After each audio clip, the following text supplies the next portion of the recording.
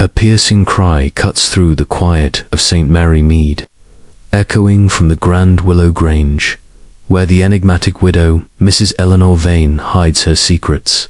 In this sleepy English village, Miss Jane Marple, with her sharp eyes and knitting needles, senses trouble brewing. Whispers of a scandalous affair with the passionate artist Laurence Redding and the housekeeper's bitter loyalty unravel a web of love and betrayal, laced with a deadly glass of sherry. As clues pile up a threatening letter, a hidden diary, a bottle of poison, Miss Marple digs deeper, uncovering a truth that chills the heart. But who wept those final tears, and what dark vengeance claimed Mrs. Vane's life? The answer lies in a confrontation so shocking, it will leave the village forever changed. Chapter 1. The Village Whispers. In the tranquil village of St. Mary Mead, where the lanes wound gently past ivy-clad cottages, and the church spire pierced the sky like a silent sentinel, life moved at a measured pace. The villagers, bound by habit and a shared history, found their days punctuated by small events. The postman's bicycle rattling over cobbles, the clink of teacups at the Women's Institute, or the occasional squawk of a hen escaping its coop. Yet, beneath this placid surface, curiosity simmered, ready to boil over at the slightest provocation. And provocation had arrived in the form of Mrs. Eleanor Vane, a widow of considerable wealth and enigmatic allure who had taken up residence at Willow Grange, the grandest house on the village's northern edge. Miss Jane Marple, seated by her drawing-room window with a skein of pale blue wool in her lap, observed the world beyond her lace curtains with the quiet intensity of a naturalist, studying a rare species. Her knitting needles clicked rhythmically, a counterpoint to the soft ticking of the mantel clock. At 72, with her white hair neatly coiled and her eyes bright behind gold-rimmed spectacles, she was a fixture in St. Mary Mead, as unassuming as the hollyhocks in her garden, yet possessed of a mind that could unravel the most tangled human motives. From her vantage point, she noted the comings and goings at Willow Grange with particular interest. The house, long vacant since old Colonel Bantry's death, had been transformed under Mrs. Vane's direction. Its windows gleamed, its lawns were manicured, and its iron gates swung open for a steady stream of delivery vans and visitors. Mrs. Vane herself was a figure of fascination. Tall and slender, with auburn hair swept into an elegant chignon, she carried herself with the poise of a woman accustomed to being admired. Her wardrobe, glimpsed during her rare appearances at the village shop or church, spoke of London couturiers, tailored coats in muted greens, silk scarves that caught the light, and gloves of the softest kid leather. Yet she remained aloof, declining invitations to tea and offering only the briefest nods to those who greeted her. A widow, they say, Mrs. Price, the postmistress, had confided at the grocer's, her voice low with implication. From London, with a fortune from her late husband. But why come here, to St. Mary Mead, of all places? The question hung unanswered, fueling speculation at every hearth. Miss Marple, knitting a row of pearl stitches, considered the village's chatter.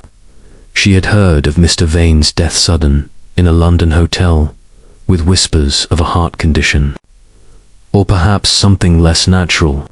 The details were vague, as such things often were when filtered through gossip, but Miss Marple's memory, sharp as a newly honed blade, recalled a similar case in the village years ago. A newcomer, a woman of means, had stirred unrest simply by existing outside the familiar rhythms of St. Mary Mead. People dislike what they cannot understand. Miss Marple murmured to herself, her needles pausing as a figure appeared on The lane leading to Willow Grange. It was Mr. Laurence Redding, a young artist who had arrived in the village some months earlier, renting a tumble-down cottage near the common, with his dark curls, vivid blue eyes, and a careless charm that set young women's hearts fluttering. He was a stark contrast to the village's stolid farmers and shopkeepers. His visits to Willow Grange had not gone unnoticed. Miss Marple had seen him striding up the gravel drive, a sketchbook under his arm, his expression a mix of eagerness and unease. On one occasion, she had glimpsed him through her binoculars, kept for birdwatching, naturally arguing with Mrs. Vane in the garden, their gestures sharp and urgent. Now, as he approached the house, his pace was hurried, his shoulders hunched as if against a chill wind. Though the August evening was warm, another figure drew Miss Marple's attention. Mrs. Cutler, Mrs. Vane's housekeeper, a gaunt woman in her 50s, with a face etched by years of service. She moved with the brisk efficiency of one who knew her place and resented it. Miss Marple had encountered her at the village shop, where Mrs. Cutler's curt responses and wary glances suggested a woman guarding secrets. She had worked for Mrs. Vane's late husband, it was said, and followed her mistress to St. Mary Mead, out of loyalty or perhaps necessity. As Miss Marple watched, Mrs. Cutler emerged from Willow Grange's side door, carrying a basket of laundry. She paused, glancing toward Mr. Redding, who had reached the front gate. Their eyes met briefly, and something disdained fear passed between them before Mrs. Cutler turned away. The village clock struck 6, its chimes drifting over the rooftops. Miss Marple set her knitting aside and rose, smoothing her tweed skirt. She had promised to join Reverend Clement and his wife, Griselda, for supper at the vicarage. An invitation she welcomed not only for the company, but for the opportunity to glean more about Mrs. Vane. Griselda, with her youthful exuberance and knack for coaxing confidences, was a valuable ally in Miss Marple's quiet investigations. As she donned her heta, sensible felt affair with a single feather, she reflected on the undercurrents swirling around Willow Grange. A storm is brewing, she thought, stepping into the golden light of the evening. The vicarage, a rambling house with sagging beams and a garden overrun with roses, was a haven of warmth. Reverend Clement, a mild-mannered man with a passion for obscure theological texts, greeted Miss Marple with a distracted smile, his thoughts clearly on his sermon. Griselda, 20 years his junior, was a vision in a flowered dress, her blonde curls bouncing as she ushered Miss Marple to the dining room. "You're just in time, Miss Marple," she said, her eyes sparkling. "We've got Dr. Haydock joining us, and Miss Price, too. I'm sure there'll be talk of Mrs. Vane, all anyone cares about these days." The table was set with mismatched china, a testament to Griselda's cheerful disregard for convention.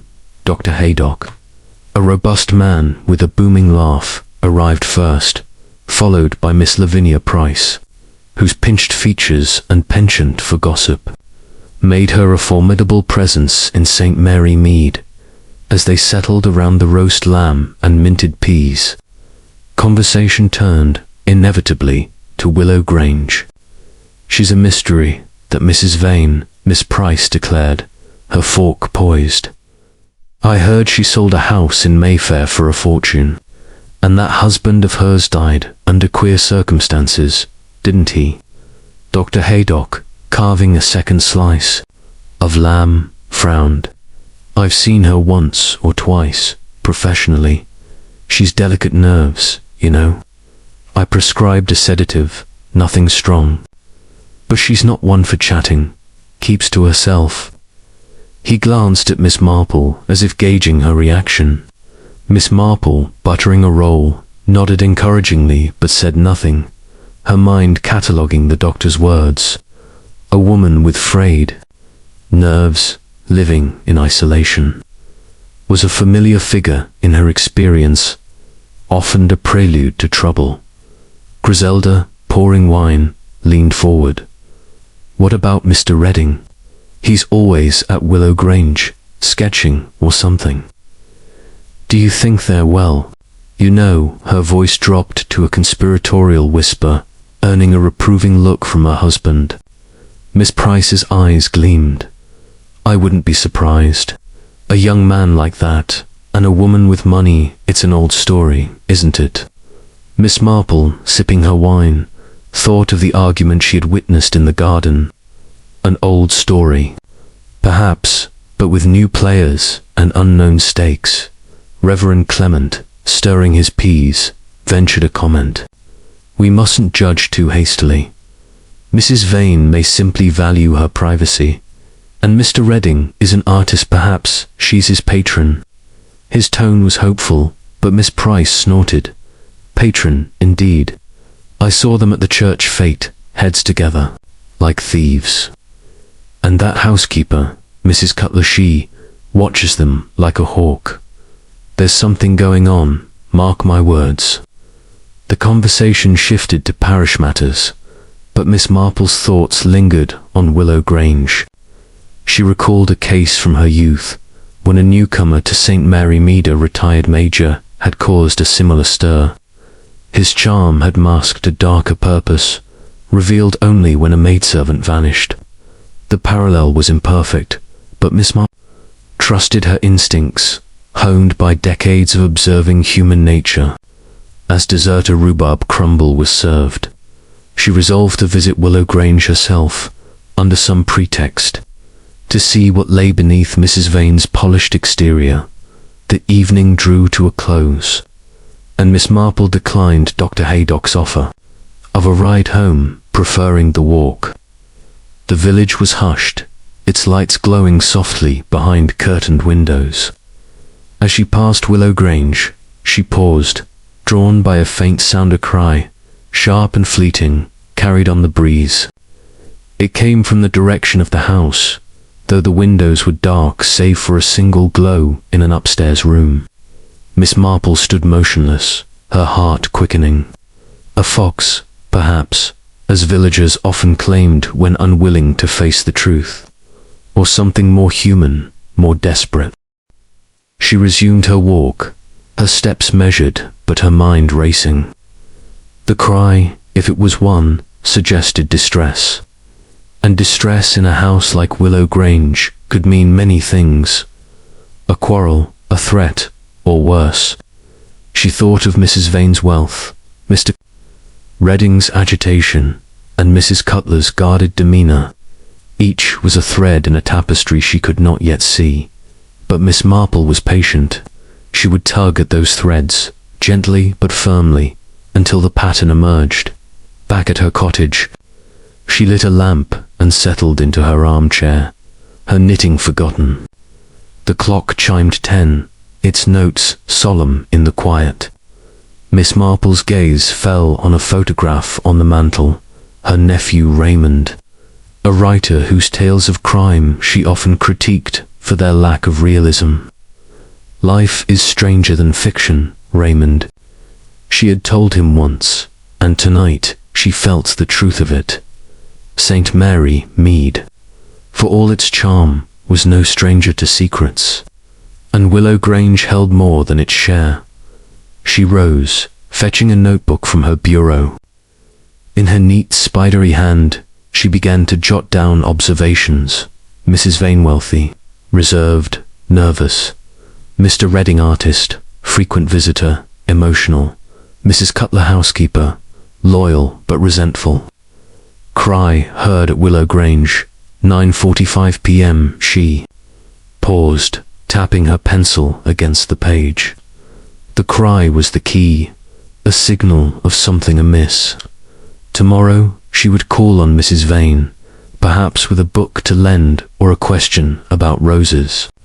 It was a small step, but Miss Marple knew that small steps often led to great revelations. As she prepared for bed, the village lay silent, its secrets tucked away for the night.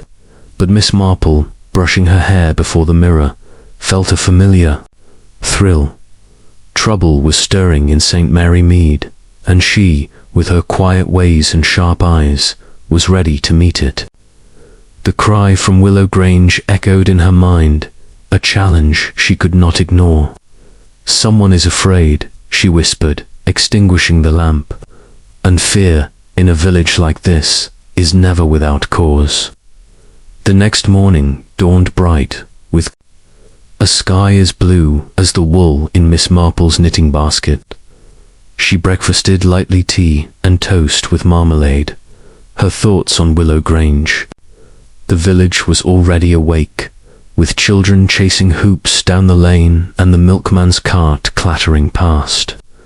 Miss Marple, dressed in a lavender frock and carrying a slim volume on gardening, set out for Willow Grange, her step brisk despite her years.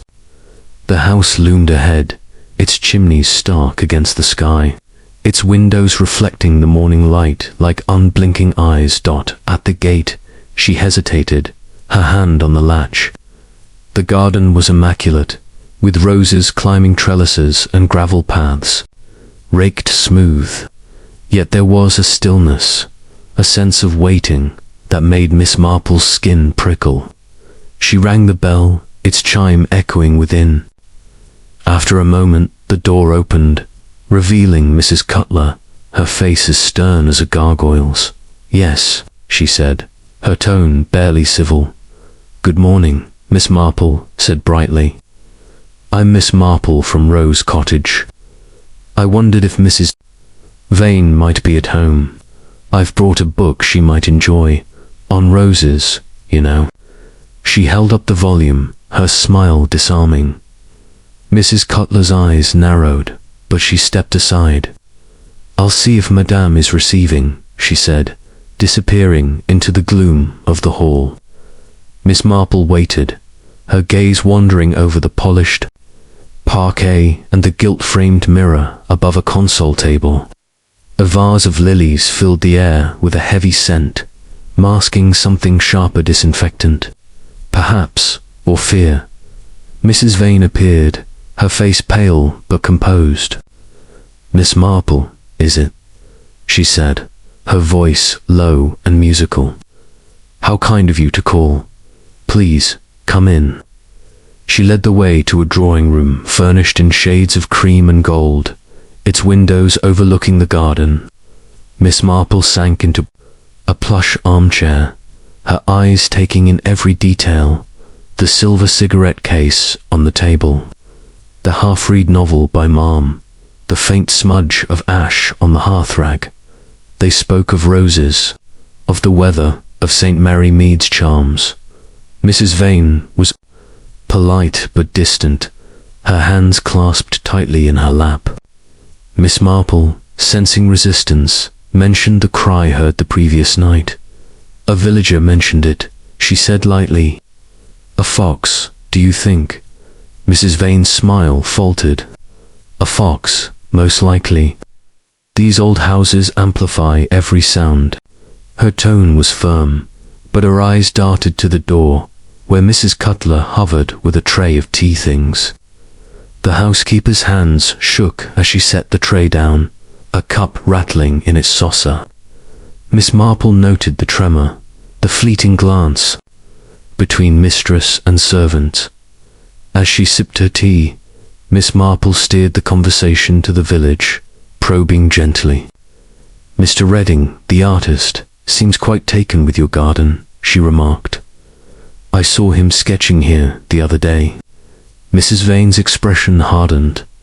"He's a talented young man. I allow him to use the grounds for his work." Her voice was clipped, a warning to tread carefully. Miss Marple nodded, as if satisfied, but her mind was elsewhere. The cry, the argument in the garden. The housekeeper's fearage was a piece of a puzzle, and she was determined to fit them together. She took her leave soon after, promising to lend another book. As she walked down the drive, she glanced back at Willow Grange. A curtain twitched in an upstairs window, and for a moment she thought she saw Mr. Redding's face, pale and watchful. She continued on, her thoughts as intricate as the lace at her collar. The village of St. Mary Mead might seem sleepy, but Miss Marple knew better. Beneath its calm exterior, passions simmered, and secrets waited to be uncovered. The cry from Willow Grange was only the beginning. Chapter 2. The Garden Encounter. The morning sun bathed St. Mary Mead in a golden haze, softening the edges of the cottages and gilding the dew-kissed grass. Miss Jane Marple, her gardening book tucked under her arm, walked briskly toward Willow Grange, her sensible shoes crunching on the gravel lane. The village was stirring. The baker's van trundled past, and a pair of schoolboys darted across the common, their laughter sharp in the still air. Yet Miss Marple's thoughts were fixed on the previous evening's cry, a sound that lingered in her mind like a discordant note in an otherwise familiar tune. Her visit to Willow Grange, ostensibly to lend Mrs. Vane a book on roses, was a calculated step in St. Mary Mead, as she well knew. The smallest pretext could unlock the most revealing truths. Willow Grange stood at the end of a winding drive, its red brick facade softened by climbing ivy and flanked by meticulously trimmed yew hedges. The garden, a riot of colour even in late summer, was Mrs. Vane's pride, or so the village whispered. Roses bloomed in profusion crimson, blush, and creamy white, their scent mingling with the earthier notes of lavender and thyme. Miss Marple paused at the gate, her eyes scanning the grounds. A gardener, an elderly man named Tompkins, was clipping a hedge with slow, deliberate snips. Beyond him, near a stone fountain, she glimpsed Mr. Laurence Redding, his easel set up under a willow tree, his charcoal scratching furiously across ask, setrage pad. Mrs. Cutler answered the bell, her gaunt face as unwelcoming as the day before. Miss Marple, she said, her voice flat. Madam is in the conservatory. I'll see if she's free.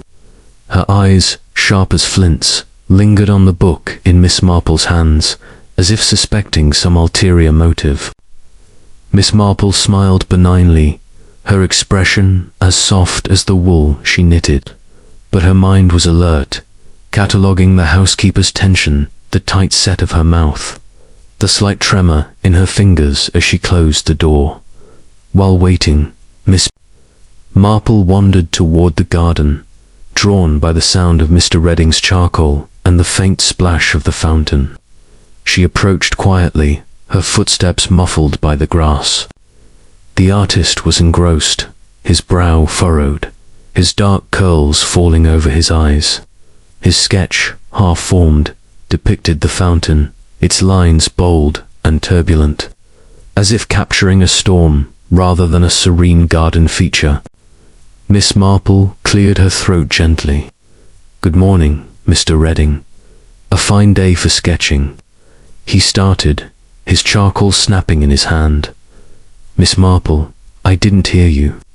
His smile was quick but strained, his blue eyes darting toward the house, just capturing the light. "It's inspiring here." He gestured vaguely at the garden, but his voice lacked conviction. "Your work has such energy," Miss Marple said, peering at the sketch, almost as if the fountain were alive. "Do you often paint at Willow Grange?"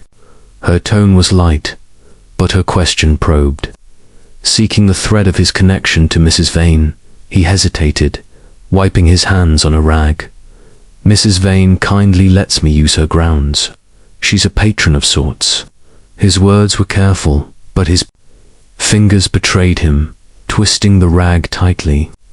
Miss Marple nodded, as if satisfied, but her eyes caught a detail.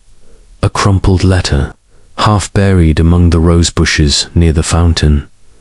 Its edge bore the initials L.R. in bold ink. She made no move to retrieve it, but her memory filed it away. sharp and clear. Before she could press further, Mrs. Vane emerged from the conservatory, her auburn hair catching the sunlight. She wore a pale green dress, simple yet elegant, and her smile was polished but distant. "Miss Marple, how delightful to see you again so soon." Her voice was smooth, but her eyes flickered toward Mr. Redding, a shadow of unease passing over her face. "I brought the book on roses I mentioned," Miss Marple said, holding out the volume. "I thought it might interest you with your beautiful garden." She gestured toward the roses, her gaze lingering on the crumpled letter. Mrs. Vane's smile tightened, but she took the book, her fingers brushing the cover as if to steady herself. "How kind," she said. "Would you care for tea? We can sit in the conservatory, it's cooler there." She led the way, her steps measured, as if navigating a stage. Miss Marple followed, noting the stiffness in her hostess's posture, the way her hand gripped the book a fraction too tightly. The conservatory was a glass-walled haven, filled with potted ferns and orchids, their leaves glistening in the filtered light. A wicker table held a silver tea service, and Mrs. Cutler appeared, silent as a shadow, to pour. Her hands, steadier now, moved with practiced precision.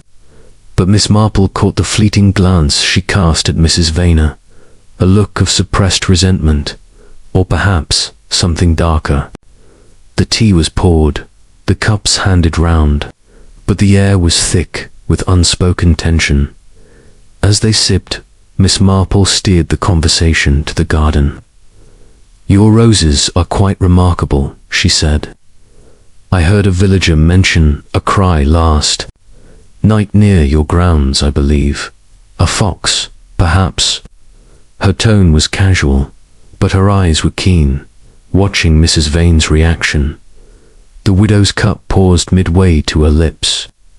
"A fox, no doubt," she said, her voice cool. "The countryside is full of such noises. I scarcely notice them." But her hand trembled slightly, and a drop of tea spilled onto the saucer. Mrs. Cutler, clearing a plate, froze for an instant, her eyes meeting Miss Marple's before darting away. Miss Marple nodded, as if accepting the explanation. "Of course, though it's curious how sounds carry in a village like this. One hears so much, doesn't one?" She smiled, her expression mild, but her words were a gentle probe, testing the waters. Mrs. Vane set her cup down with a faint clink. "Indeed, villagers are never as quiet as they seem." Her tone was sharp, a warning to retreat. Miss Marple, undeterred, turned to the housekeeper. "Mrs. Cutler, you must know the grounds well. Have you noticed any foxes prowling?" The housekeeper's face tightened, her lips a thin line. "I keep to my duties, Miss. I don't go looking for foxes." Her words were clipped, and she busied herself with the tea tray, her movements brisk. Miss Marple noted the evasion, the way Mrs. Cutler's hands gripped the tray's handles. White dash knuckle dot.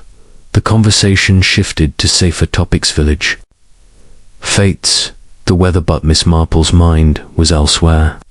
She recalled a case from years ago, when a servant's grudge had simmered beneath a polished exterior, erupting in betrayal.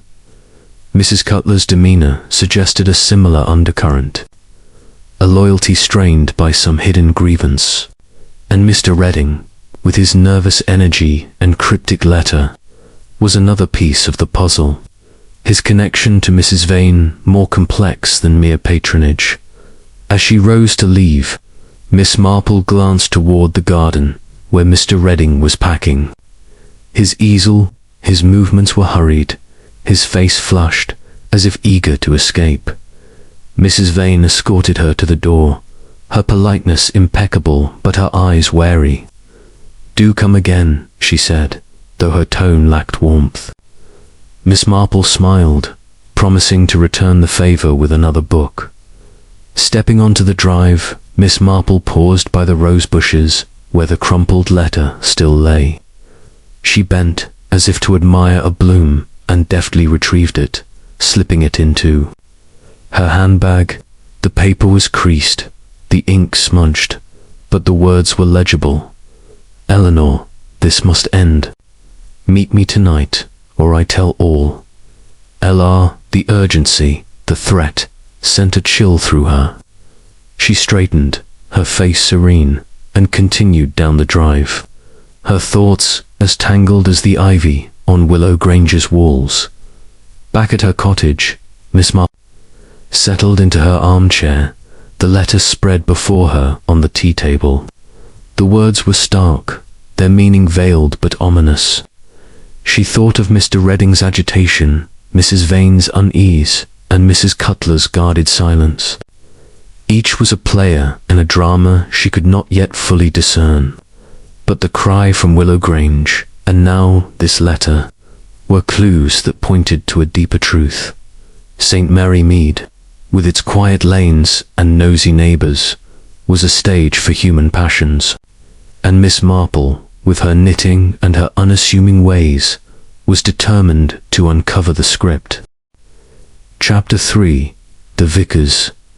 The vicarage at St. Mary Mead, with its sagging eaves and rose-choked garden, was a beacon of hospitality in the village's quiet rhythm. Its dining room, warmed by a low fire despite the August warmth, hummed with the clink of teacups and the murmur of voices as Miss Jane Marple joined a small gathering hosted by Reverend Leonard Clement and his young wife Griselda. The invitation, delivered by Griselda's cheerful note, had promised a cozy afternoon. But Miss Marple, her knitting bag at her side, anticipated more than scones and gossip.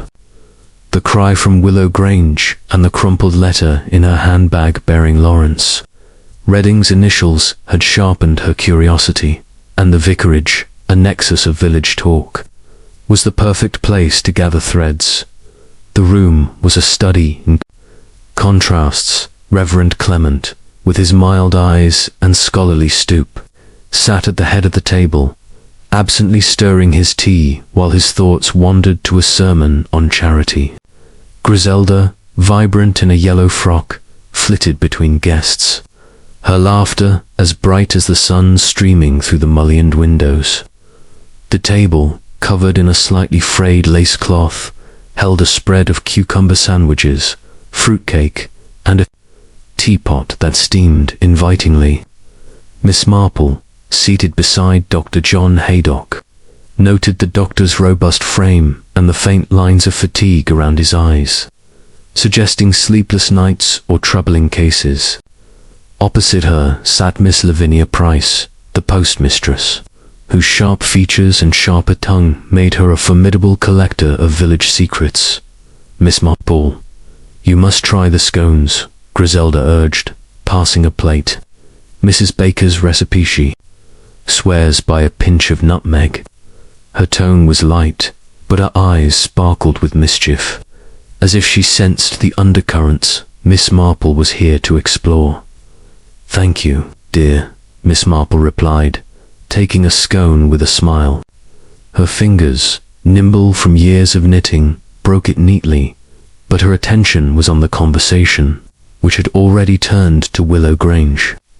Miss Price, slicing her fruitcake with precision, leaned forward. Mrs. Vane's the talk of the village, isn't she? A widow with all that money, living like a recluse. I heard she sold a house in Mayfair for a king's ransom. And her husband died rather suddenly, didn't he? Reverend Clement frowned, his teaspoon pausing. We mustn't speculate, Lavinia. Grief takes people in different ways. His voice was gentle, but Miss Price's lips pursed, undeterred. Grief or guilt, Reverend? She countered, her eyes glinting. I've heard things about that, Mr. Vane. A heart attack, they said, but in a hotel, not at home. Queer, if you ask me. She glanced at Dr. Haydock, as if expecting confirmation. The doctor, spreading butter on a sandwich, cleared his throat. I never treated Mr. Vane, but I've seen Mrs. Vane once or twice.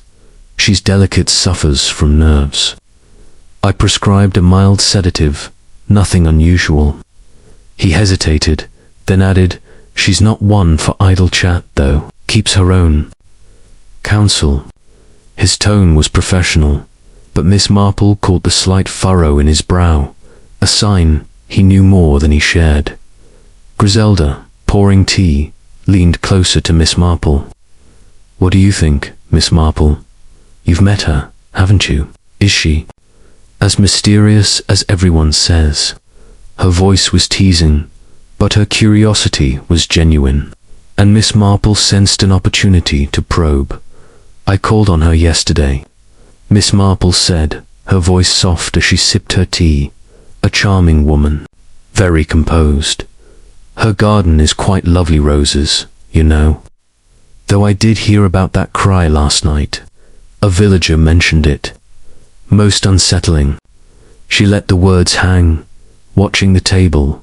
Miss Price's fork clattered against her plate. A cry, I heard about that.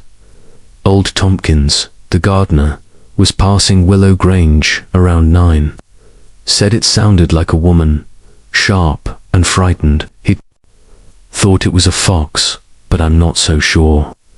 Her voice dropped, relishing the drama. What do you make of it, Miss Marple? Miss Marple's eyes twinkled behind her spectacles. Oh, villages are full of noises, aren't they? A fox, perhaps, or a moment of distress. One never knows. Her tone was vague, but her mind was sharp. Noting Miss Price's eagerness and Dr. Haydock's sudden interest in his teacup, she thought of the letter in her handbag, its threatening words, Eleanor. This must end, and wondered who else at Willow Grange might be entangled in its meaning. Griselda, ever irrepressible, seized the topic. Speaking of Willow Grange, what about Mr. Redding? He's always there, sketching away. I saw him at the church fete, whispering with Mrs. Vane. They looked awfully close. She giggled, then caught her husband's reproving glance. Oh, Leonard, don't be stuffy. Everyone's talking about it. Gossip is a dangerous thing, Reverend Clement said, though his tone lacked conviction. Mr. Redding is an artist. Mrs. Vane may simply admire his work.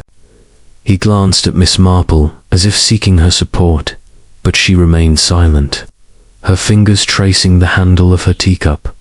Miss Price snorted. Admire his work. He's a handsome young man, and she's got money to burn. It's not hard to see what's what. And that housekeeper, Mrs. Cutler, she's got eyes like a hawk. I'll bet she knows more than she lets on. Her words were laced with relish, but Miss Marple noted the truth beneath the malice. Mrs. Cutler's guarded demeanour at Willow Grange had suggested a woman with secrets, perhaps tied to her late employer, Mr. Vane. Dr. Haydock shifted in his chair, his voice measured. Mrs. Cutler's a loyal sort, from what I've seen. She came with Mrs. Vane from London, worked for the family for years. But loyalty can wear thin, I suppose. He met Miss Marple's gaze, and she sensed a flicker of unease, as if he regretted. His candour. The conversation drifted to parish matters, the jumble sale. The choirs knew hymnals, but Miss Marple's thoughts were elsewhere. She recalled a case from her youth, when a village tea had revealed a servant's betrayal, sparked by overheard whispers and a misplaced letter. The parallels were striking. Mrs. Vane's isolation, Mr. Redding's agitation, Mrs. Cutler's resentment, and the cry, that piercing note in the night, suggested a crisis brewing at Willow Grange. As the tea drew to a close, Griselda pressed Miss Marple to stay for another cup, but she demurred, citing an evening of knitting. She thanked her hosts, her smile warm but her mind already turning to the letter in her handbag. Stepping into the soft dusk, she walked slowly, the village's lights twinkling like stars against the darkening sky. At her cottage, she lit a lamp and retrieved the letter, spreading it on her writing desk. Its words, "Meet me tonight," or "I tell all," were a challenge, a threat that pointed to a tangled web of motives. Miss Marple's notebook lay open, her pencil poised. She added new entries. Dr. Haydock, prescribed sedative, knows Mrs. Vane's nerves. Miss Price heard of. Cry, suspects, affair. Mrs. Cutler loyal, but strained, possible grudge. The tea had confirmed her suspicions. Willow Grange was a house of secrets, and the villagers' gossip, like a cracked mirror, reflected fragments of truth. She thought of Mrs. Vane's pale face, Mr. Redding's nervous sketch, and the cry that had pierced the night. "Something is very wrong," she murmured, her needles clicking as she resumed her knitting, the rhythm steadying her thoughts. Tomorrow, she would visit Mr. Redding's studio, armed with a pretext and her unerring instinct for the truth. Chapter 4. The Artist's Studio. The late morning sun filtered through the elms of St. Mary Mead, casting dappled shadows on the narrow lane leading to Mr. Laurence Redding's cottage.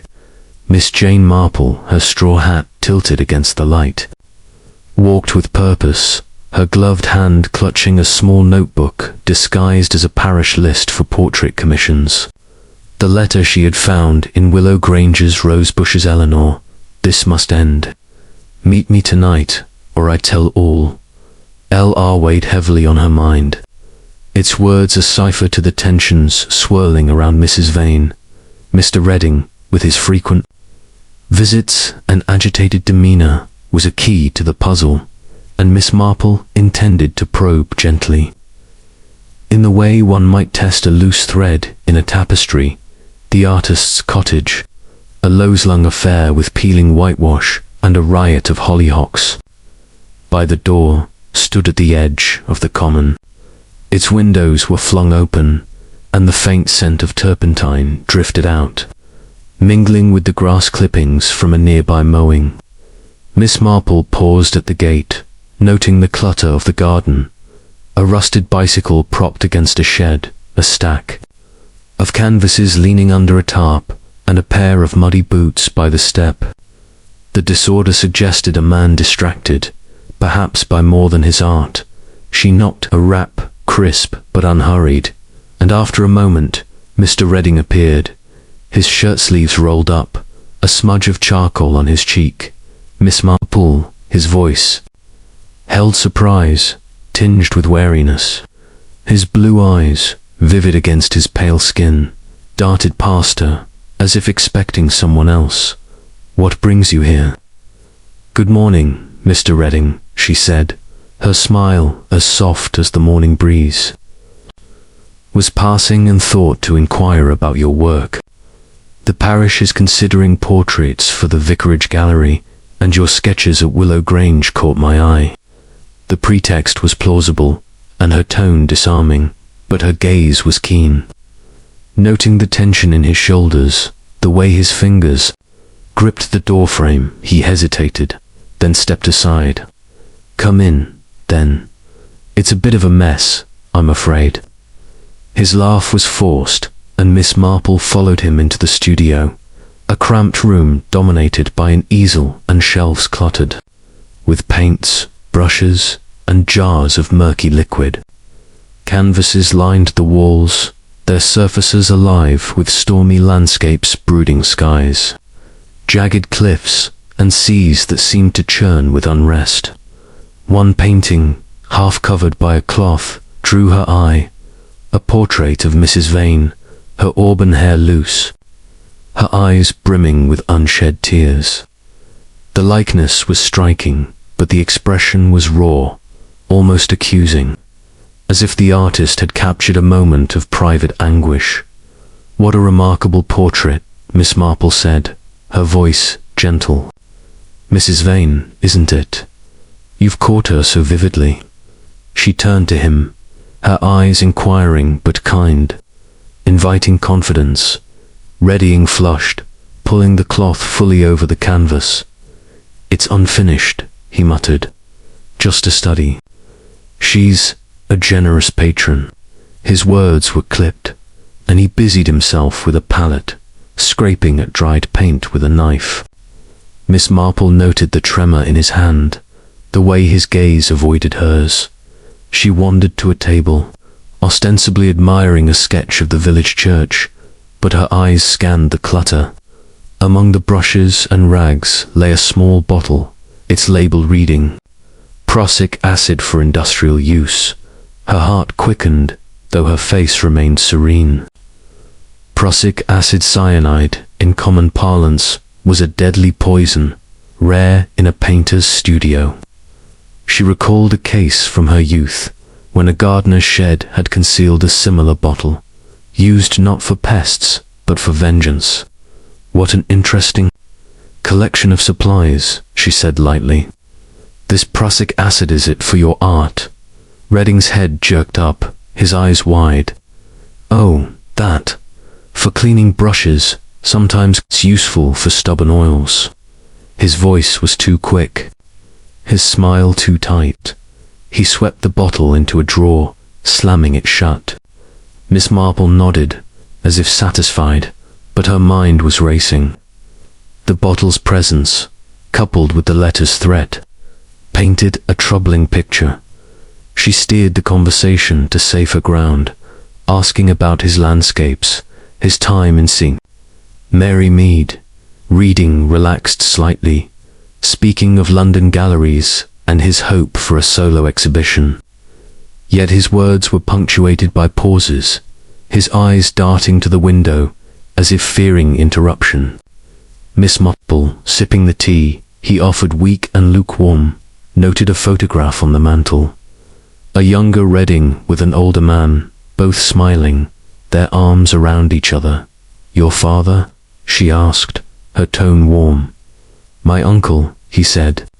"Shortly, he raised me, died last year." The curtness closed the topic, but Miss Marple filed it away, sensing a wound still raw. She thought of the letter again, its demand for a meeting. Was Redding driven by grief, ambition, or something darker? As she prepared to leave, thanking him for his time, a shadow passed the window. Redding froze, his teacup rattling in its saucer. Miss Marple glimpsed Mrs. Cutler's gaunt figure hurrying down the lane, her headscarf pulled low. The housekeeper's presence near the studio was curious, given her duties at Willow Grange. Miss Marple's mind turned to the vicarage tea, where Dr. Haydock had hinted at Mrs. Cutler's strained loyalty. Was she spying or delivering a message? At the door, Miss Marple paused, her hand on her notebook. "Your work is truly promising. Mr. Redding, I'll speak to the vicar about a commission. And do be careful with that prussic acid, it's such a dangerous thing." Her smile was kind, but her words carried a subtle weight, testing his reaction. He paled, his jaw tightening. "I'm always careful, Miss Marple." His voice was low, almost a whisper, and as she stepped into the sunlight, she heard him mutter, "She ruin us all." The words, barely audible, sent a chill through her, echoing the letter's ominous tone. Walking back to her cottage, Miss Marple's thoughts were a tangle of clues: the tearful portrait, the poison bottle, Mrs. Cutler's furtive visit, and Reading's cryptic words. She recalled a village scandal years ago, when a young man's passion for a wealthy widow had ended in betrayal, not murder, but the parallels were unsettling. At home she opened her notebook, adding, "Redding nervous, secretive, prussic acid." In studio, portrait of Mrs. Vane, emotional, Mrs. Cutler seen nearby. Muttered, "She ruin us all." The cry from Willow Grange, the letter. and now this studio visit formed a pattern, incomplete but ominous, as she settled into her armchair. Her knitting needles resuming their rhythm, Miss Marple's eyes were bright with resolve. Mr. Redding was no mere artist, nor Mrs. Vane a simple patron. The threads of St. Mary Mead's latest mystery were tightening, and she, with her quiet ways and sharp mind, would follow them to their source. Chapter 5. The housekeeper's secret. The high street of St. Mary Mead bustled with its modest morning trade. The butcher's boy wheeled a bicycle laden with parcels, and the grocer's shop hummed with villagers exchanging pleasantries and pennies. Miss Jane Marple, her basket swinging lightly on her arm, stepped into Mr. Tuttle's store, ostensibly to purchase a tin of biscuits. Her true aim, however, was Mrs. Cutler, whose gaunt figure she had spotted through the shop window, haggling over a sack of flour. The housekeeper's furtive presence near Mr. Redding's studio the previous day, coupled with her tense demeanour at Willow Grange, had piqued Miss Marple's curiosity. The letter Eleanor, this must end. Meet me tonight, or I tell all. L.R. and the prussic acid in Redding's studio were troubling clues, but Mrs. Cutler, with her guarded eyes and long service to the Vane family, seemed a knot in the mystery that begged unravelling. The shop smelled of fresh bread and beeswax, its shelves stacked with jars of preserves and packets of tea. Mrs. Cutler stood at the counter, her grey coat buttoned to the chin despite the mild August air. Her conversation with Mr. Tuttle was curt, her voice low as she questioned the price of sugar. Miss Marple approached, her smile as warm as the sunlight filtering through the window. "Mrs. Cutler, how nice to see you," she said, her tone bright but measured. "I was just thinking of Willow Grange, such a lovely house. You must be kept very busy there." Mrs. Cutler turned, her face tightening like a drawn curtain. "Good morning, Miss Marple," she replied, her voice flat. "It's work enough, keeping things in order."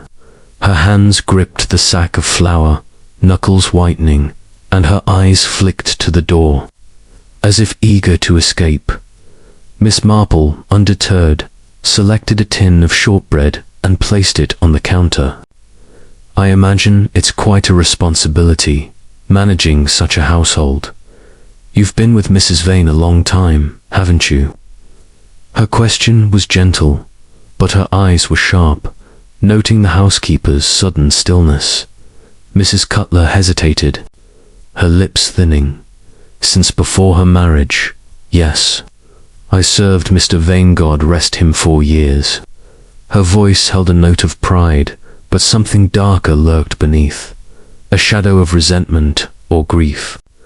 Miss Marple recalled Miss Price's gossip at the vicarage tea, whispers of Mr. Vane's sudden death in a London hotel, with hints of something unnatural.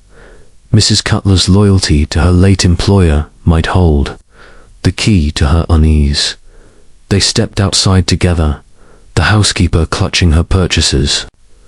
Miss Marple, sensing an opportunity, slowed her pace to match Mrs. Cutler's. "It must be difficult," she said softly, "moving to a new place like St. Mary Mead. After such a loss, Mrs. Vane is fortunate to have someone so devoted." Her tone was sympathetic, inviting confidence, as she had done years ago with a nervous maid who had confessed to theft after a similar gentle nudge. Mrs. Cutler's steps faltered, her eyes fixed on the cobbles. "Devotion has its limits," she muttered, almost to herself. Then, as if catching her indiscretion, she straightened. "Mrs. Vane's a good mistress, in her way, but she's changed since London." Her voice was guarded, but the words slipped out, and Miss Marple seized them like a dropped stitch. "Changed?" she prompted, her head tilted inquiringly. "The country air can be unsettling, I suppose, after city life." Mrs. Cutler's mouth twisted, a bitter edge to her expression. It's not the air, it's her ways. Always writing in that diary of hers, locking it away. And that Mr. Redding, always underfoot, sketching and whispering. She stopped abruptly, as if realizing she had said too much. Her eyes met Miss Marple's, wary and searching, before she added, I keep to my place. Miss, I don't pry, of course not, Miss Marple said, her smile reassuring. Though one can't help overhearing things in a house, can one? Like that cry the other night Tompkins mentioned it. Quite startling. She watched closely, noting the flicker of fear in Mrs. Cutler's eyes. A fox, like Madam said. Mrs. Cutler replied, too quickly, nothing more. But her hands tightened on her basket, and her gaze darted toward Willow Grange, visible at the end of the lane. Miss Marple thought of the letter, its threat of exposure, and wondered what Mrs. Cutler might fear being revealed. They parted at the corner, Mrs. Cutler murmuring an excuse about duties. Miss Marple watched her go, her figure rigid as she hurried. Toward Willow Grange, the housekeeper's words echoed in her mind, changed since London, always writing in that diary. Mr. Redding, always underfoot. Miss Marple recalled a case in St. Mary Mead, when a servant's loyalty had masked a deeper grudge, erupting in a theft that nearly turned to murder. Mrs. Cutler's devotion to Mr. Vane, and her hinted suspicion of Mrs. Vane, suggested a similar fault line at her cottage. Miss Marple settled at her writing desk, her notebook open. She added, Mrs. Cutler served Mr. Vane, resentful of Mrs. Vane. Hints at diary, Redding's visits. Frightened by cry, evasive. The prussic acid in Redding's studio, the tearful portrait of Mrs. Vane. And now Mrs. Cutler's veiled accusations formed a pattern, jagged but emerging. Miss Marple's needles clicked as she knitted, her thoughts weaving through the villages. Secrets. Mrs. Cutler knew more than she admitted, and Miss Marple, with her quiet persistence, would find a way to draw it out. Chapter 6. The Inquest, the village hall of St. Mary Mead. Usually a stage 4 flower shows and parish meetings, was transformed into a sombre arena for the inquest into Mrs. Eleanor Vane's death. Its oak-beamed ceiling and faded curtains lent an air of gravity, heightened by the murmur of villagers crowded onto wooden benches. Miss Jane Marple, seated near the front with her knitting bag at her feet, observed the proceedings with her customary quiet alertness. The cry from Willow Grange, the threatening letter signed L.R., the prussic acid in Mr. Redding's studio, and Mrs. Cutler's guarded hints had woven a web of suspicion. But the news of Mrs. Vane's death found lifeless in her drawing room. A spilled glass of sherry beside her had cast a stark light on the mystery. Miss Marple's eyes, sharp behind her spectacles, scanned the room, noting every gesture and glance. The coroner, Mr. Melchett, a stout man with a bristling mustache, presided with brisk efficiency. Beside him sat Inspector Slack, his notebook open, his expression one of barely concealed impatience. The hall was packed. Miss Lavinia Price whispered to a neighbour, her eyes gleaming with speculation. Dr. Haydock, in a sober suit, sat with folded arms, and Mr. Laurence Redding, pale and dishevelled, occupied a corner, his gaze fixed on the floor. Mrs. Cutler, rigid in black, stood near the back, her face a mask of restraint. Miss Marple noted the tension in the air, like a taut string waiting to snap. Dr. Haydock was called first, his testimony clinical yet compelling. Mrs. Vane died of cyanide poisoning, he stated, his voice steady. The sherry glass contained traces of prussic acid, enough to kill within minutes. I examined her at 8 o'clock last evening, shortly after the discovery. Her face was tear-streaked, suggesting she wept just before death. A murmur rippled through the crowd, and Miss Marple's needles paused in her lap. Tears, she thought, could signify despair, fear, or even remorse. She recalled a village tragedy years ago, where a woman's tears had masked her guilt. Inspector Slack questioned Dr. Haydock sharply. Any signs of struggle? Forced entry? The doctor shook his head. None. The room was undisturbed. The glass tipped over as if dropped. The cyanide acted swiftly. She wouldn't have had time to react. Miss Marple's mind turned to the sedative Dr. Haydock had prescribed, mentioned at the vicarage tea. Could it have dulled Mrs. Vane's senses, making the poison's taste less noticeable? Mrs. Cutler took the stand next, her hands clasped tightly. I prepared the sherry at 6, as Madam requested, she said, her voice low but clear. I left it on the drawing-room table and went to my duties. I saw no one tamper with it. Her eyes flickered toward Mr. Redding, a glance so brief. It might have been missed, but Miss Marple caught it. Inspector Slack pressed her. You were in the house all evening. Mrs. Cutler nodded. In the kitchen, mostly. I heard nothing unusual. Her tone was firm, but Miss Marple noted the slight tremor in her fingers. An echo of her unease at the grocer's shop. Mr. Redding's testimony was halting, his voice strained. I visited Willow Grange at 5:30, he admitted. Mrs. Vane wanted to discuss a commissioner portrait. We spoke briefly, and I left by 6. She was alive, perfectly fine.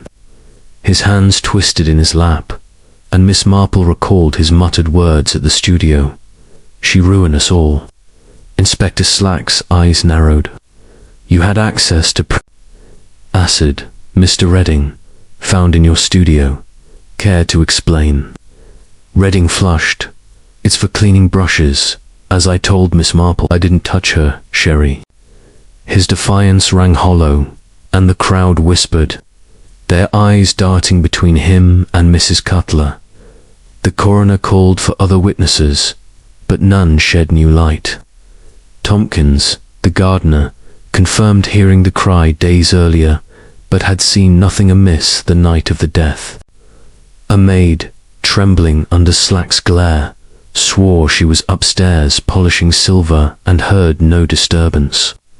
The verdict was inevitable. Death by cyanide poisoning, administered by person or persons unknown. The inquest adjourned, leaving the village. Buzzing with speculation, Miss Marple lingered as the hall emptied. Her thoughts on the tear-streaked face Dr. Haydock described. Emotion or manipulation? She murmured, her needles clicking softly. She recalled a case from her youth, where a woman's tears had been a calculated distraction, veiling her intent. Mrs. Vane's tears, coupled with the letter's threat, and the prussic acid, pointed to a drama of betrayal and desperation. Was Redding's agitation, guilt, or fear of exposure? Did Mrs. Cutler's loyalty conceal a deeper motive? As she stepped into the sunlight, Miss Marple's gaze fell on Mrs. Cutler, hurrying down the lane toward Willow Grange. The housekeeper's rigid posture and swift pace suggested a woman burdened by more than grief. Miss Marple's notebook, tucked in her bag, awaited new entries. Inquest cyanide in sherry, tears on Mrs. Vane's face. Reading admits visit, denies poisoning. Mrs. Cutler claims ignorance, but tense. Sedatives roll. The pieces were falling into place, and Miss Marple, with her quiet persistence, would pursue them to the truth. Chapter 7. The Hidden Diary, the morning after the inquest. St. Mary Mead wore a sombre air, as if the village itself mourned Mrs. Vane's untimely death. The church bells tolled softly, and a mist clung to the lanes, softening the outlines of cottages and hedgerows. Miss Jane Marple, her shawl draped over her shoulders, made her way to the vicarage, where a jumble sale was in full swing. Baskets of linens and trays of chipped china crowded the lawn, while villagers bartered with cheerful determination. Miss Marple, however, had a different purpose.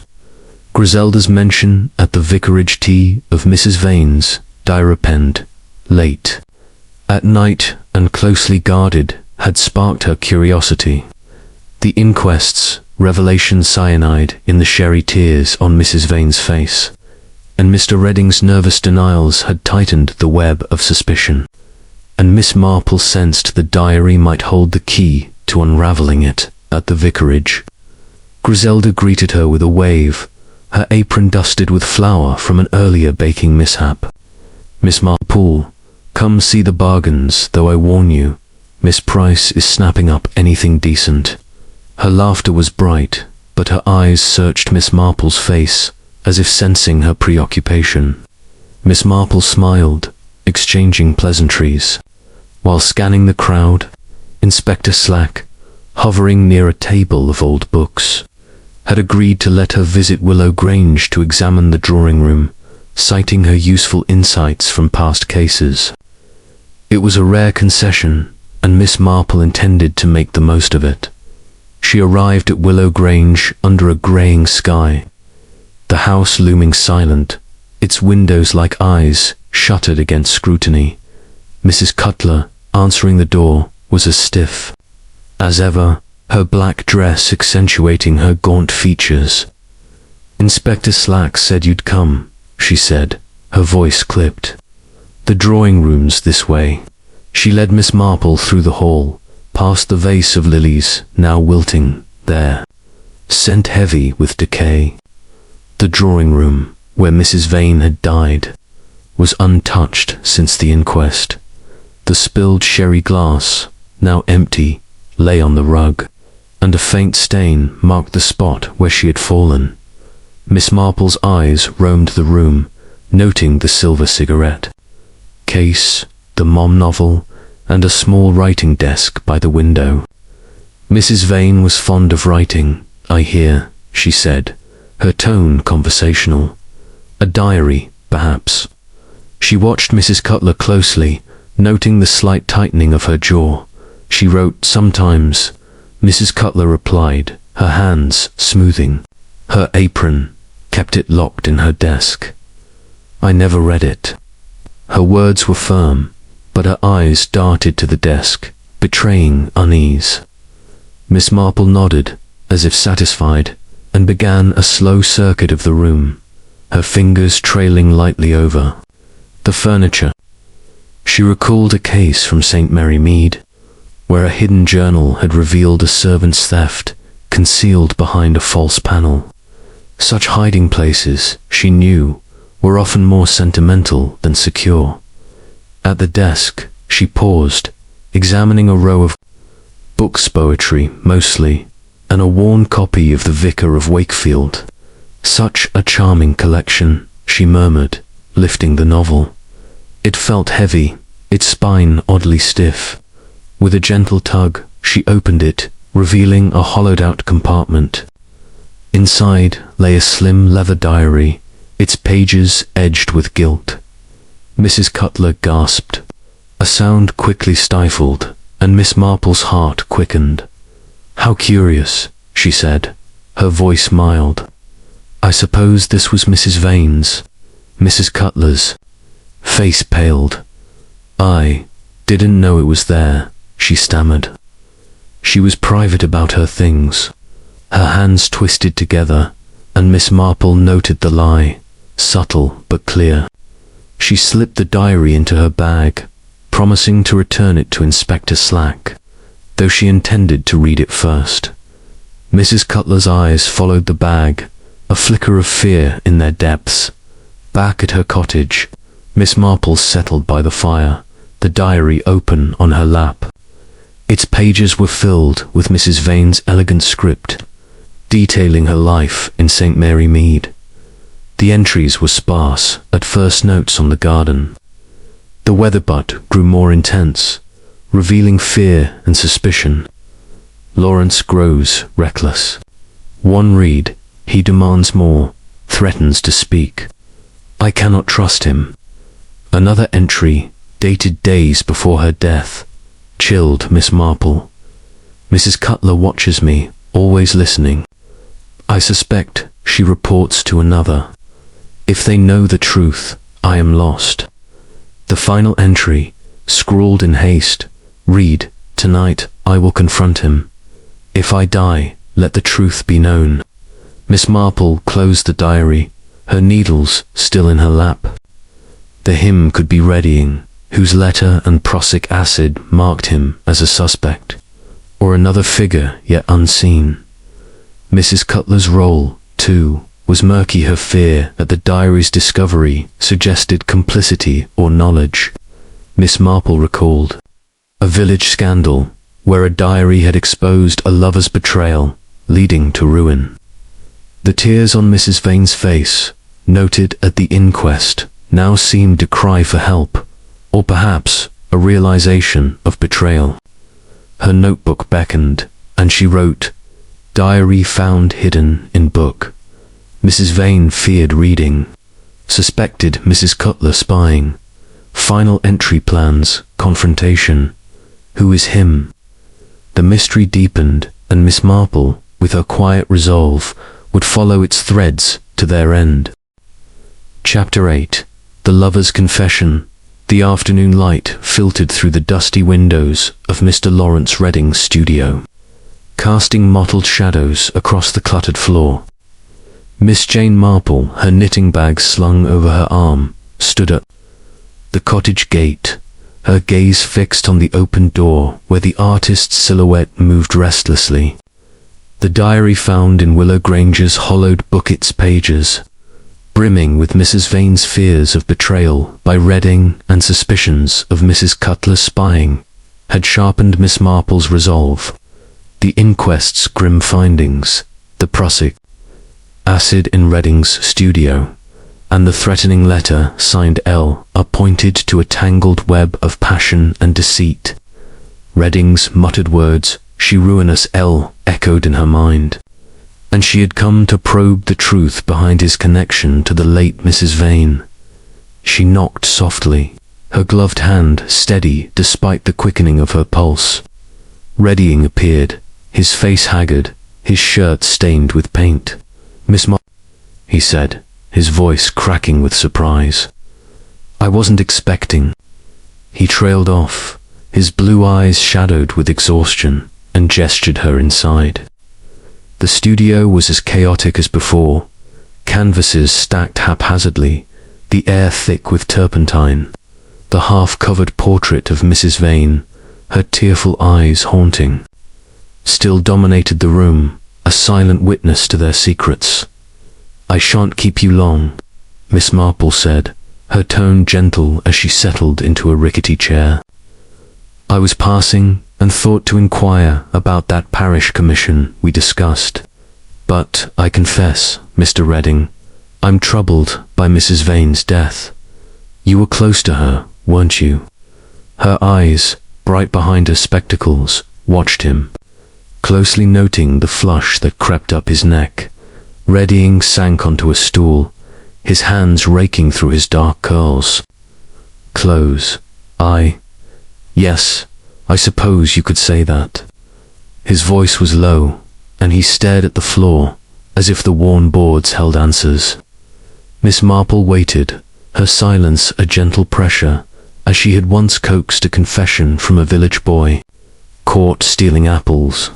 The diary's words, "Laurence grows reckless, threatens to speak," hovered between them, unspoken but heavy dot. At length, he looked up, his face crumpling. "All right, I'll tell you," he said, his voice breaking. "Vane and I, we were lovers." The admission hung in the air, raw and unguarded. "It started months ago, in London. She was lonely, I was struggling. Her money kept me afloat, studio, rent, supplies, everything. When she came to St. Mary Mead, I followed, but it changed. She grew possessive, wanted me to leave with her, to give up my work. His hands clenched, knuckles white. I couldn't. I argued with her that night, the night she died. But I swear I left her alive. Miss Marple's needles clicked softly in her lap, a steady rhythm against his agitation. You argued, she said, her voice calm. And the letter I found, signed L.R., was that yours? Demanding she end it, or you'd tell all. Her question was direct, but her tone kind, as if inviting him to unburden himself further. His eyes widened, a flicker of panic. You found it? Yes, it was mine. I was desperate. She threatened to cut me off, to ruin my chances in London if I didn't obey her. I wrote it in a rage, but I didn't kill her. His voice rose, and he buried his face in his hands, shoulders shaking. Miss Marple noted the genuineness of his grief, but also the gaps in his story.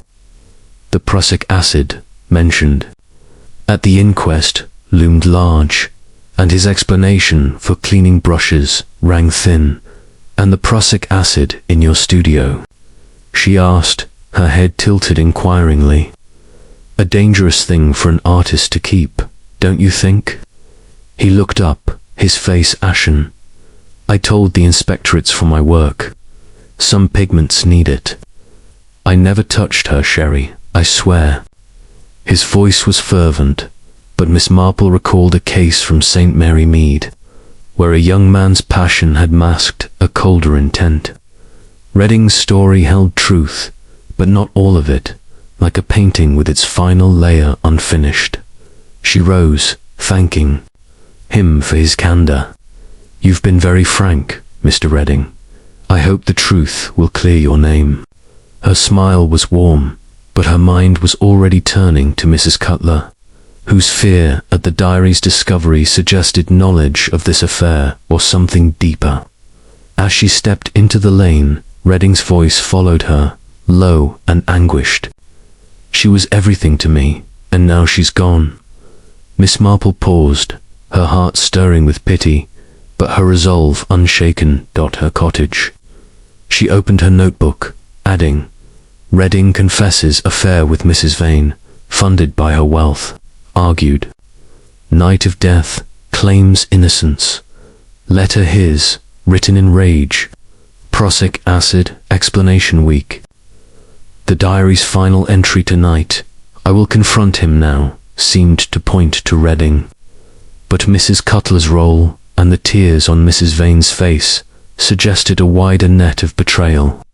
Miss Marple's needles resumed their rhythm, her thoughts weaving through the village's secrets, determined to trace them to their source. Chapter 9. The doctor's revelation. The soft glow of lamplight bathed Miss Jane Marple's cottage, where the scent of lavender polish mingled with the faint aroma of tea brewing on the stove. Dr. John Haydock, seated in her best armchair, warmed, his hands around a steaming cup, his robust frame at odds with the delicate chintz cushions. Miss Marple, her knitting needles clicking steadily, had invited him under the guise of discussing the village's health committee, but her true aim was to probe deeper into the mystery of Mrs. Vane's death, Laurence Redding's confession of an affair, the diary's hints of betrayal, the prussic acid in his studio, and Mrs. Cutler's guarded fear had woven a complex tapestry, and Dr. Haydock's role as Mrs. Vane's physician and Mrs. Cutler's offered a new thread to follow. The tears on Mrs. Vane's face, noted at the inquest, lingered in Miss Marple's mind, a clue to the heart of the tragedy. Such a sad business at Willow Grange, Miss Marple said, her voice gentle as she poured more tea. Mrs. Vane seemed so fragile when I met her. You treated her for nerves, I believe. Her eyes, bright behind her spectacles, met his, inviting confidence with their quiet warmth. Dr. Haydock nodded, his brow furrowing. Yes, she was delicate, high-strung, you might say. I prescribed a mild sedative, chloral hydrate, to help her sleep. She came to me soon after arriving in St. Mary Mead, complaining of anxiety. He hesitated, his fingers tapping the cups. Rim, but there's something odd, now I think of it. Her prescription was refilled far too often, more than her dosage warranted. I only noticed when checking my records after the inquest. Miss Marple's needles paused, her heart quickening. Too often, could she have been taking more than prescribed? Her tone was curious, but her mind raced, recalling a case from St. Mary Mead where a misused sedative had masked a theft. Chloral hydrate, tasteless and potent, could dull the senses, perhaps even the bitter tang of cyanide. Possibly, Dr. Haydock said, his voice low, or someone else was using it. I can't say for sure, she was private about her habits. He leaned back, his eyes narrowing. And another thing, I treated Mrs. Cutler, too, for insomnia. Same sedative, same dosage. Her refills were regular, but it struck me since, 2 women in one house, both on chloral hydrate. It's not unusual, but, he trailed off. A shadow of unease crossing his face. Miss Marple's thoughts turned to the sherry glass at the inquest. Its cyanide-laced contents. Could the sedative have been mixed with her sherry? She asked, her head tilted inquiringly. To mask the poison's taste, perhaps. Her question was soft, but its weight settled between them, heavy as the silence that followed. Dr. Haydock's jaw tightened. It's possible. Chloral hydrate dissolves easily, no flavor to speak of. If someone added it to the sherry, then the cyanide, well, she might not have noticed until too late. He set his cup down, his hands clasping together. I should have caught the refills sooner, but I never thought he stopped, his gaze meeting hers. And Miss Marple saw guilt mingled with suspicion. She nodded, her smile sympathetic. Can't see everything, Doctor, though. I wonder about Mrs. Cutler. She seemed so devoted to Mr. Vane, yet strained with Mrs. Vane. Did she ever speak of her employers? Her voice was light, but her eyes probed, seeking the cracks in the housekeeper's facade. Only once, Dr. Haydock admitted. She mentioned Mr. Vane's death, said it broke her heart. Hinted Mrs. Vane wasn't all she seemed, but clammed up when I pressed. I thought it was grief talking. His tone was gruff. But Miss Marple caught the implication. Mrs. Cutler's loyalty to a late master might have curdled into resentment toward his widow. Miss Marple recalled the diaries. Final entry tonight. I will confront him and Mrs. Cutler's fear when the diary was found. The sedative's misuse, shared by mistress and servant, suggested a deeper connection, perhaps a shared secret or a calculated act. She thought of a village scandal where a servant's access to medicine had led to betrayal, not poison, but the parallel was chilling. As Dr. Haydock rose to leave, thanking her for the tea, Miss Marple's mind was already weaving new patterns. At her desk, she opened her notebook, adding, Dr. Haydock, Mrs. Vane's sedative, refilled too often, possibly misused. Mrs. Cutler, on same drug, sedative could mask cyanide. Cutler hinted at Mrs. Vane's guilt. The tears, the diary, and now.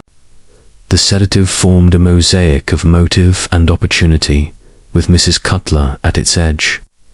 Miss Marple's needles resumed their rhythm, her thoughts fixed on the housekeeper, whose secrets might yet unravel the truth of Willow Grange. Chapter 10. The trap. The late afternoon sun cast long shadows across the lawns of Willow Grange, its golden light doing little to warm the chill that hung over the house. Miss Jane Marple, her shawl drawn tightly about her shoulders, stood at the edge of the drawing room, where the scent of wilted lilies lingered like a memory of death. The diary's revelations, Mrs. Vane's fear of Laurence Redding's recklessness and suspicion of Mrs. Cutler's spying, combined with Dr. Haydock's disclosure about the overused sedative, had tightened the threads of the mystery. The inquest's findings of cyanide in the sherry, the tear-streaked face of the deceased, and Redding's confession of a fraught affair pointed to a web of betrayal, but the truth remained elusive. Miss Marple, with Inspector Slack's grudging approval, had devised a plan to draw out the killer, using the drawing room as her stage and the village's suspicions as her script. Inspector Slack, his jaw set and his notebook at the ready, had gathered the key players: Mr. Redding, pale and restless; Mrs. Cutler, her face a mask of defiance; and Dr. Haydock, whose professional calm belied a flicker of unease. They stood in the drawing room, where the sherry glasses' stain still marked the rug, a silent accusation.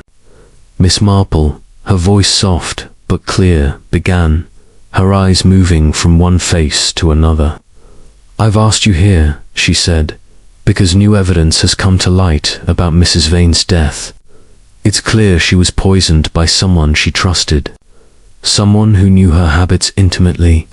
Mrs. Cutler's hands clenched, her knuckles white against her black dress. "I told the inquest all I know," she said sharply. "I poured the sherry, left it here. I saw nothing." Her eyes darted to Redding, who stood by the window, his fingers twisting a paint-stained rag. Miss Marple nodded, her expression serene. "Indeed, but the diary found hidden in a book tells a different story.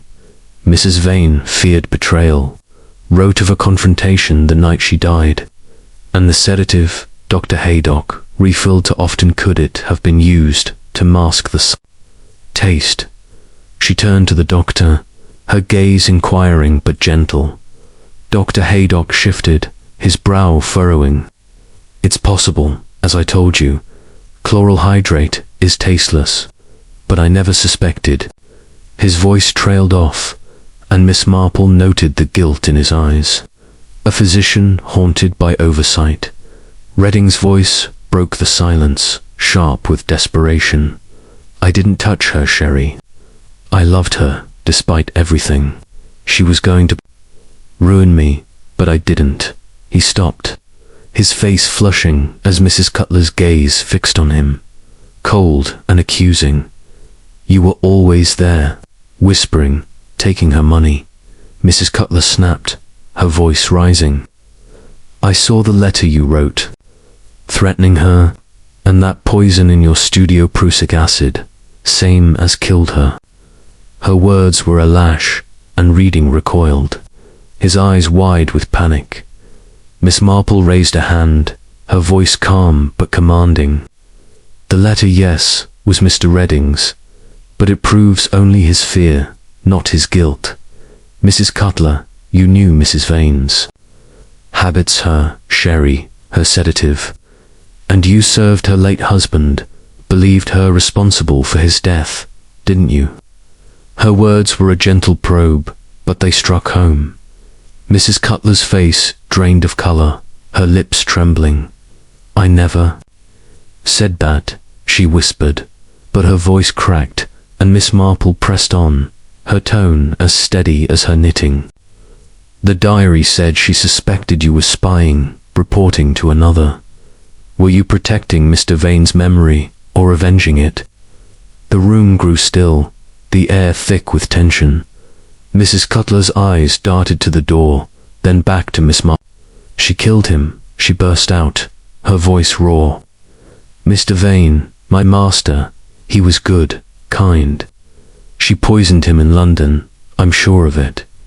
When she took to her sherry here, I put the cyanide in it. I couldn't let her ruin more lives." Her confession spilled like a dam breaking, and she sank to her knees, sobbing. Inspector Slack stepped forward, his handcuffs glinting. But Miss Marple's eyes were on Redding, whose face showed shock but no surprise. Dr. Haydock, grim, confirmed. The sedative's role could have dulled Mrs. Vane's senses, sealing her fate. Miss Marple's notebook, later, gained a new entry. Mrs. Cutler confesses poisoned sherry. Believed Mrs. Vane killed Mr. Vane. Sedative likely masked cyanide. Redding's affair, a distraction.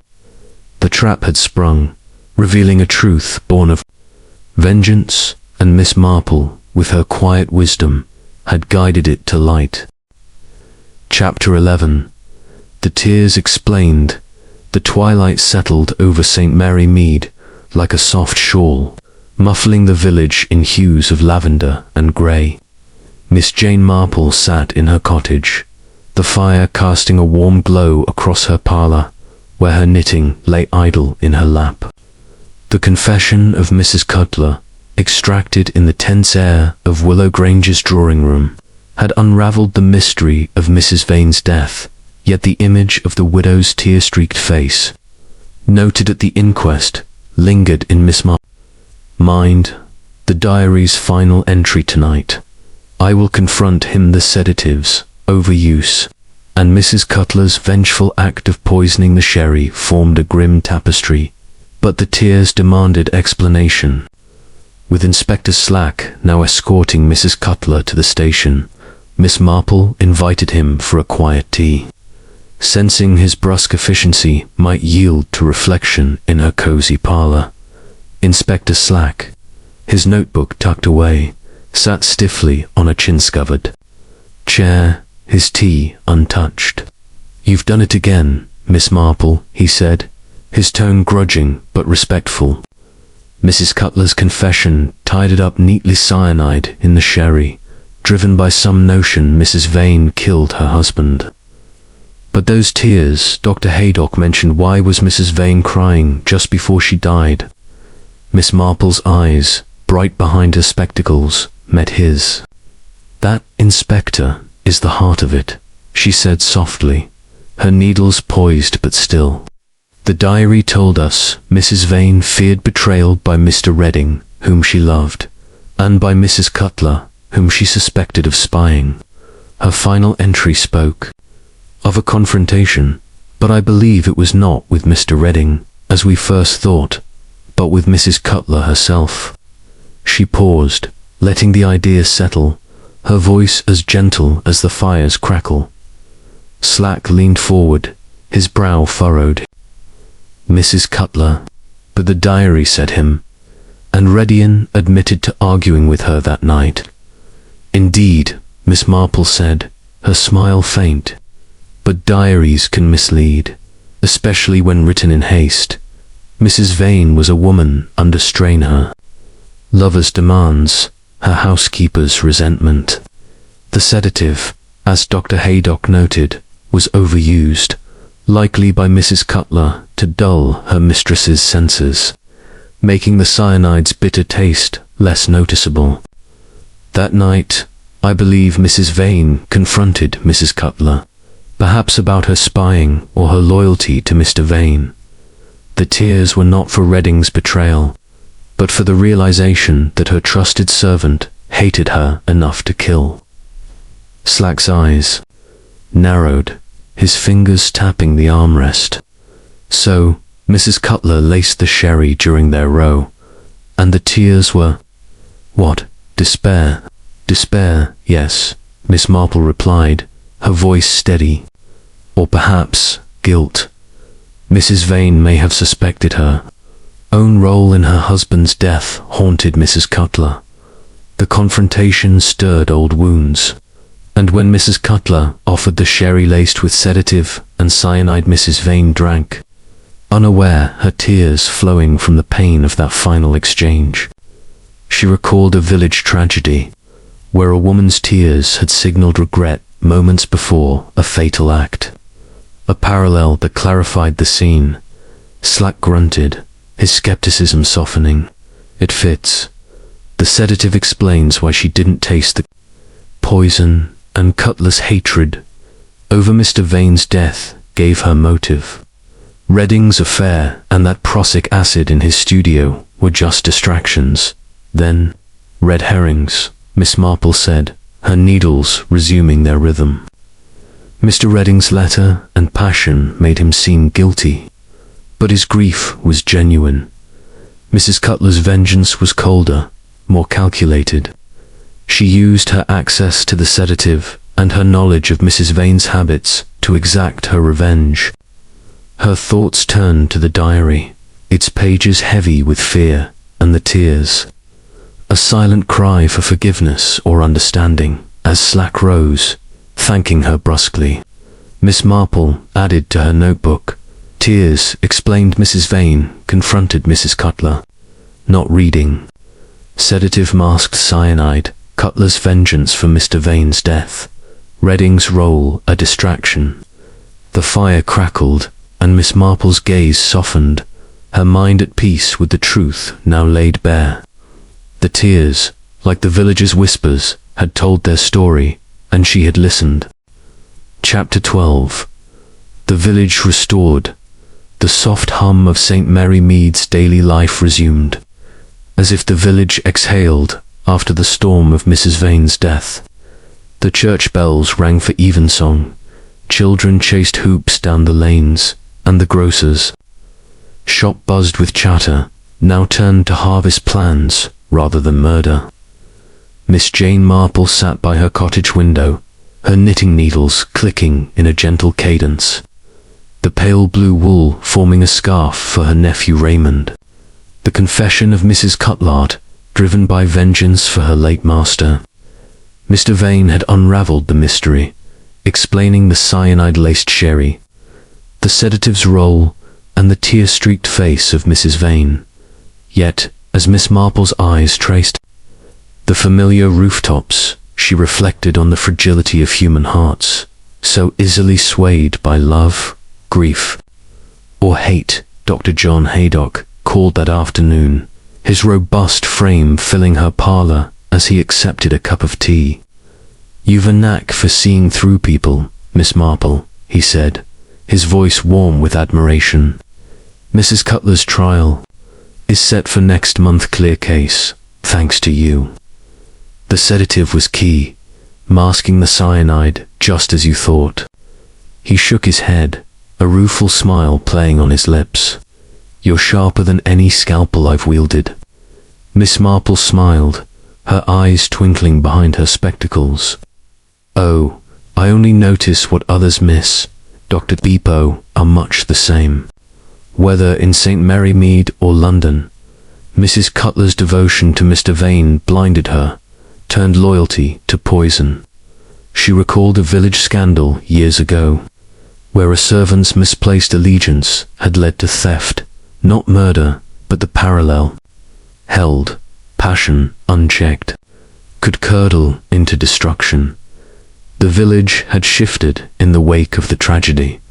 Mr. Laurence Redding, his affair with Mrs. Vane exposed, had left St. Mary Mead quietly, his cottage now empty, its hollyhocks drooping untended. Miss Lavinia Price, at the post office, whispered of his departure to London. His reputation tarnished, but his grief genuine. Miss Marple, knitting a pearl row, felt a pang of pity for the young artist whose reckless love had cost him dearly, though not his life. The prussic acid in his studio, a red herring, had been removed by Inspector Slack, who grudgingly admitted Miss Marple's insight had saved an innocent man from suspicion. Willow Grange stood shuttered, its roses fading, as autumn loomed. Griselda, visiting with a basket of apples, reported that the house was to be sold, its secrets buried with Mrs. Vane. "It's eerie, isn't it?" she said, her voice hushed. "All that beauty and such darkness inside." Miss Marple nodded, thinking of the diary's fearful pages and Mrs. Vane's tears, shed in a moment of despair as she faced her housekeeper's hatred. The confrontation, sparked by suspicion of spying, had ended in a fatal glass of sherry, a tragedy born of misunderstanding and revenge. As evening fell, Miss Marple opened her notebook, its pages filled with the case's twists, the cry heard by Tompkins, the letter from Redding, the hidden diary, and Mrs. Cutler's final confession. She added a last entry. Case closed.